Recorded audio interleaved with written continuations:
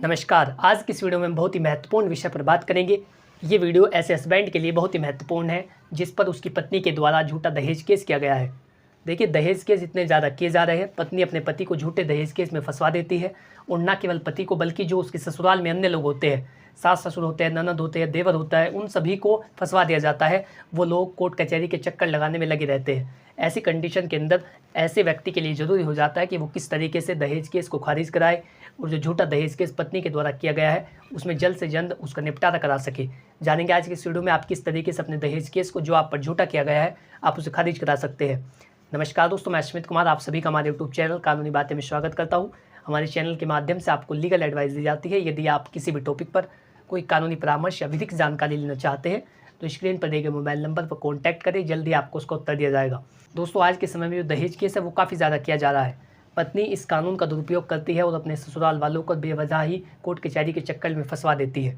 तो आप किस तरीके से, यदि आपकी पेशेवर ज़िंदगी पर उसका प्रभाव पड़ता है, आपकी नौकरी नहीं लगती, आप नौकरी में होते हैं तो आपकी नौकरी पर उसका असर पड़ता है, नेगेटिव इफेक्ट पड़ता है, इसी तरीके से समाज में आपकी बदनामी होती है, तो आपको उस केस को खारिज कराना पड़ेगा, तभी जाकर के आप इस झंझट से बच सकेंगे। जानेंगे आज के इस वीडियो में।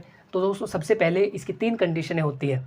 आप 3 कंडीशनों पर इस केस को खारिज करा सकते हैं। तो यदि आप इन तीनों कामों को करेंगे जो इस वीडियो में आपको आगे बताए जाएंगे तो आप इस केस से जल्दी बच सकते हैं। सबसे पहला होता है एविडेंस।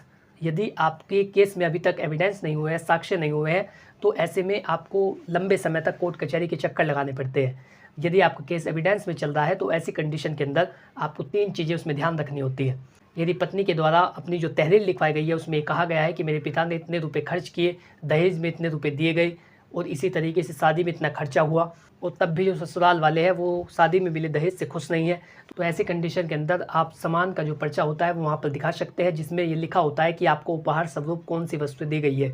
यदि पत्नी के द्वारा झूठे इल्ज़ाम लगाए गए हैं तो ऐसी कंडीशन के अंदर भी आप एक एप्लीकेशन वहाँ पर दीजिए कि शादी में केवल इतना रुपया खर्च किया गया जबकि पत्नी के द्वारा अपनी तहरीर में इतना लिखवाया गया है। ऐसी कंडीशन के अंदर भी जो केस होता है उस पर काफ़ी ज़्यादा इफेक्ट पड़ता है और जजमेंट आपके फेवर में आने के चांस बढ़ जाते हैं। दूसरा होता है, कई बार ऐसा होता है कि पति अपने पहले से ही पुलिस स्टेशन में एक तहरीर देता है, उसमें वो बताता है कि मेरी पत्नी का चरित्र ऐसा है, ये छोटी छोटी बातों पर लड़ाइयाँ करती है, ये कब जाकर के हमारे ऊपर दहेज का झूठा केस लगा दे, इसकी हमें जानकारी नहीं है और भविष्य में ऐसा हो सकता है, तो मैं पहले से प्रशासन को ये सूचना दे रहा हूँ कि यदि ऐसा केस किया जाता है तो मेरा बचाव हो सके। तो यदि आपने ऐसे कोई एप्लीकेशन पहले दे रखी है अपने नज़दीकी पुलिस स्टेशन में तो आप उसकी कॉपी वहाँ पर लगा सकते हैं, जिसमें आप बता सकते हैं कि मुझे तो पहले ही शक था कि ये ऐसा करेगी या इसका चरित्र सही नहीं है। जो भी एलिगेशंस हो वो आप उस पर लगा सकते हैं जो कि वास्तविकता में हो।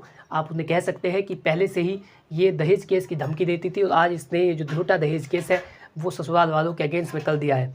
तो ऐसे में जो तहरीर आपने दी है आप उसकी कॉपी वहाँ पर लगा सकते हैं। इसके साथ ही जो गवाह आपके पक्ष के होते हैं आप उनकी गवाही करा सकते हैं जो इस पक्ष में हो कि आपने कभी दहेज की मांग नहीं की और आपने किसी तरीके से भी इसे दहेज लाने के लिए ताने नहीं दिए और ना ही आपने इसे प्रताड़ित किया है। तो जो ऐसे व्यक्ति होते हैं आप उनकी वहाँ पर गवाही करा सकते हैं।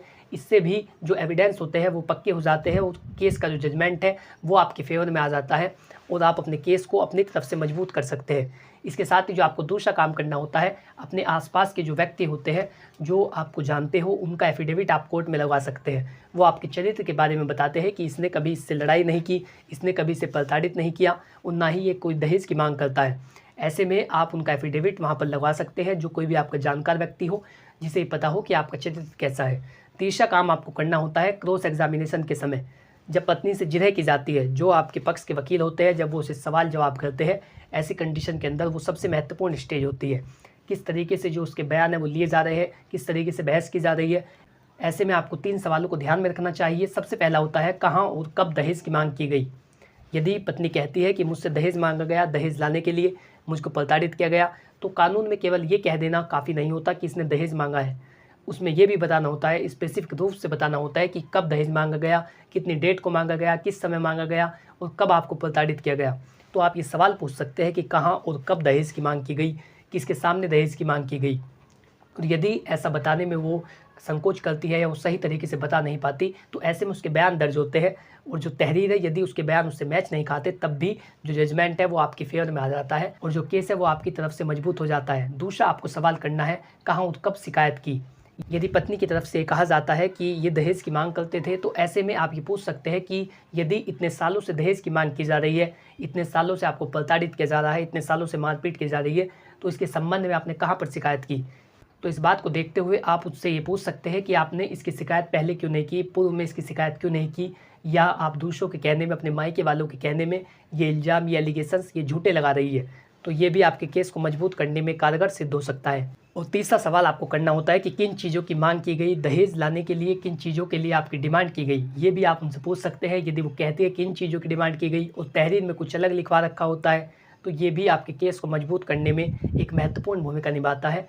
और जो यदि आप इन तीनों कार्यों को कर लेते हैं तो केस आपकी तरफ से मजबूत हो जाता है। ऐसी कंडीशन के अंदर आपके पक्ष में, आपके फेवर में जजमेंट आने के चांस बढ़ जाते हैं और इस तरीके से आप झूठे दहेज केस से बच सकते हैं।